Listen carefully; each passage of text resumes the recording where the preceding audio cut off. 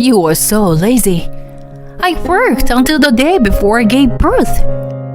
Young people those days are so spoiled. My mother-in-law, who is my husband's mother, forcefully grabbed my arm a few weeks before my due date and threw me out under the snow-filled sky. This arrogant mother-in-law, who acts as if she knows all the rules, has been a force of trouble for me since the beginning of my marriage. I never imagined that it would escalate into a major incident that involved neighboring residents and was covered in the news. My name is Judy, and I am 32 years old. I married Scott, a classmate from university, and 2 years have passed since then.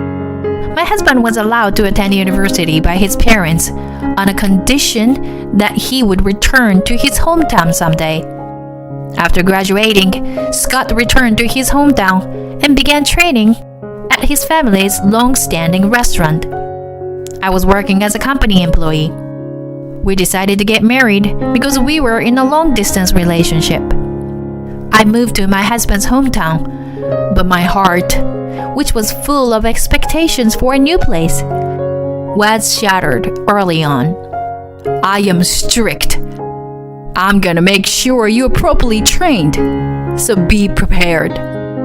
I was greeted by my mother-in-law with such enthusiasm that I thought the devil himself had come. My husband and father-in-law are both relatively quiet people, but my mother-in-law has a strong and clear voice, and it's also quite loud.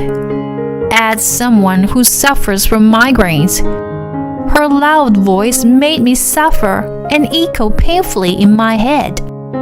My mother-in-law apparently wanted to welcome a daughter-in-law from the same industry background as their family.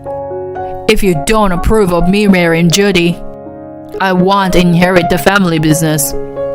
Despite her initial disapproval, my husband's strong will eventually convinced her to reluctantly accept our marriage. My father-in-law, on the other hand, was always kind to me from the beginning because I was the person his son had chosen. Their family restaurant was located nearby the in-laws' house. The house was originally built by my late grandparents-in-law, and although it was old, it was renovated a few years ago. My husband and I lived in a separate building on the property. He wakes up early to go to the restaurant for morning preparations, and after seeing him off, I hurried back to the main house, where my mother-in-law was waiting for me. Come on! You're not going to make it in time for breakfast if you were that sloppy. From early morning, my mother-in-law slams her hands together and yells at me as if a strict director has come. If I dare to answer back, she would probably treat me even more strictly. I find it too troublesome, so I just let her words pass by. Your mother really spoiled you, didn't she? People start gathering a few hours before we open the restaurant. Oh, it looks delicious as always. Thank you for making a great breakfast this early morning. While my husband and the staff cheered me on, there were also things that made me angry. This is nothing. Today, too, I made most of it since Judy's so laid back. My mother-in-law's statement that seemed to imply that she had made everything made me feel uneasy. When I was alone with my husband at night, I couldn't help but complain to him. Your mom is pretty strict. I got scolded really bad again today. I'm really sorry, hon. My mom is actually a shy and quiet person, but she gets overly enthusiastic when it comes to the restaurant ever since you came, Judy. Since I only knew my mother-in-law in her current state, I couldn't believe what my husband was saying. He told me to tell him if anything happened, and having an ally was reassuring. Divorcing my husband due to mother-in-law's bullying never crossed my mind. Plus, it wasn't all bad. Thanks to my mother-in-law's guidance, I've become much better at cooking since I got married, and my work efficiency has improved a lot. The elderly couple next door always had a beautiful smile, and the owner of the butcher shop was very friendly. The florist's wife loved to chat, and even my mother-in-law couldn't escape from her for an hour. It was a kind and gentle community. Your mom's way of speaking is pretty harsh, though. Wow! Look at all this snow! This is the first time I've ever seen a snow-covered world since I was born. I was very excited by the silver world that spread out before me, as snow really fell in my hometown in San Francisco. Scott, let's make a snowman. My husband watched me frolicking like a child with a smile on his face. It's embarrassing to be acting like this over a little snow at your age. Don't you think it's embarrassing if the neighbors hear you being so loud and having fun? It's really shameful. My mother-in-law seemed to have been watching us from our house, and after giving me a snarky comment, she went back home. Standing next to me with a disgusted look, I unconsciously muttered to my husband, "Hey Scott, don't expect me to take care of her in the future." After 2 years of marriage, a change occurred between us when I finally got pregnant with our long-awaited baby. It was a happy and exciting moment for us after undergoing numerous hospital visits and treatments to achieve the pregnancy. Surprisingly, my mother-in-law did not make any comments or criticism about the baby, which was a relief for us. When I announced the pregnancy, she simply said with a smile that I had never seen before, "Oh really? That's great news! But make sure not to catch a cold, Judy." However, as usual, she quickly returned to her stern expression and added, "You will still do the household chores." I was confused by my mother-in-law's constantly changing expressions. Although I did not have severe morning sickness, I struggled with anemia, making breakfast preparation challenging. One day, she noticed my struggle and made breakfast for me, grumbling under her breath, "Thank you. It's not a big deal. I just got irritated because you were being slow," she replied dismissively. Despite her behavior, I sensed her kindness when she regularly checked on me and left food for me to eat. The rest of my pregnancy went smoothly, and by the time I entered the second trimester, I was excused from making breakfast and helping at the restaurant because of the strain it was putting on my body. I started spending more time at home, and my stress level decreased a lot. My mother-in-law came regularly to check on me and left me food. "I just came to check if you were not slacking off. Here, I made too much food, so eat some." "I think you are a kind person, aren't you?" I said this, thinking of ways to get closer to my mother-in-law despite her strange behavior. Suddenly, my mother-in-law stopped moving and muttered something so quietly I couldn't hear it. Then, she suddenly stood up and said to me, "Judy, let's go shopping together. Now." She forcibly dragged me outside, saying that a little exercise was necessary. I told her I wanted to rest at home, but "You're lazy. I worked until the day before I gave birth. Young people those days are so spoiled." She forcefully took the key from me and locked the door, saying she would bring the car. I was left standing at the entrance. But my mother-in-law did something unthinkable. She got into the car and opened the window, saying to me, "Shovel some snow or do something and work a little. You can't come in until it's done." Then she drove off. I was stunned for a few seconds and then quickly snapped out of it, thinking, "No way, that's impossible." I put my hand in my pocket to get the house key, but it wasn't there. I felt my blood run cold. Even if I wanted to contact someone, my phone was inside the house. I had no choice but to walk to the restaurant. But then, I felt a strange sensation in my body. How much time had passed since then?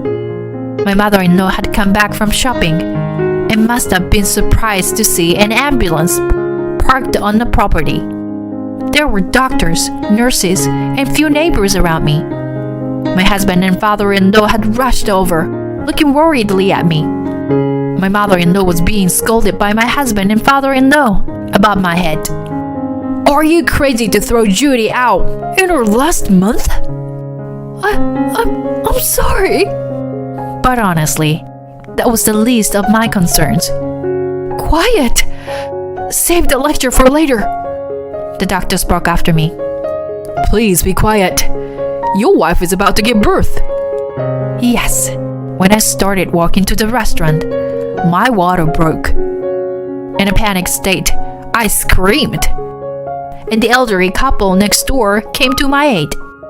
There was a big event nearby that day, and the ambulance was stuck in traffic. It was a miracle that our neighbor's friend, who used to be a midwife, was called over. By the time the ambulance arrived, my cervix was already quite dilated. By then, my husband and father-in-law had rushed over to me, and I was to give birth at home. A few minutes later, with a healthy cry, our long-awaited child was born. The baby and I were immediately taken by ambulance. As fate would have it, someone from a TV station who was filming an event happened to pass by my in-laws' house. Our story was broadcasted as a life brought into this world by the local residents. A few days later, someone came to visit me in the hospital. "Judy, My mother-in-law stood there with a face that looked like she was about to cry. I stared at her intently. "Have you seen the baby? She's a cute little girl who looks a lot like Scott, isn't she?" "Did you peek into the newborn room?" My husband's word made my mother-in-law nod. But I was really scared, thinking that the baby might not have made it. Do you understand what we went through? You did something very serious. My mother-in-law hung her head. "I know. I did something terrible. Right after that, I asked my husband for divorce. But he said I had to talk to you first." There are a lot of things I want to say to you. My mother-in-law continued to keep her head down while I talked to her in a matter-of-fact tone. The day after giving birth, my father-in-law and husband came to apologize to me. I told them that I wanted to talk to my mother-in-law and told them, "Aren't you two relying on her too much? Please take care of her and show appreciation for her more." I ended up giving them a little bit of a lecture. My father-in-law said that he had no intention of leaving my mother-in-law, although he hadn't told her yet. He said that he planned to hand the restaurant over to my husband and leave the house with my mother-in-law because of this incident. He told me that the final decision was upon me. My mother-in-law's eyes were red and swollen by crying so much. Even so, when someone is spoken too harshly or in a sarcastic way, it still hurts, you know?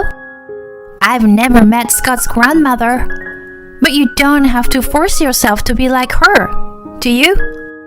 My mother-in-law raised her head and looked at me with surprise. Actually, I had realized a while ago that my mother-in-law was a kind person. The people in this town are very talkative. The landlady was very lively and smiling like you when she first came here as a bride. But the previous landlady, her mother-in-law, was a very tough person. It was a flower shop owner's wife who told me that. Originally, it was the grandparents of my deceased grandmother who started the long-established restaurant. My mother-in-law, who was born into an ordinary family, was to have been rigorously trained. My deceased grandmother's favorite phrase was, "Are you planning to ruin this restaurant?"